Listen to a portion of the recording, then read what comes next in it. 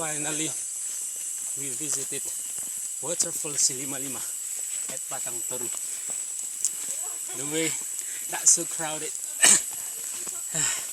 make us so tired.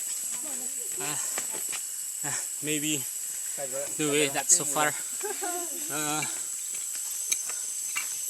and then my stomach make me hungry now.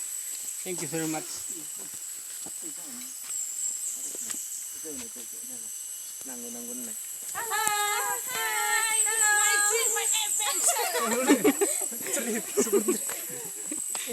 Itulah logat kalau orang Sibolga yang kejaman itu. Alak na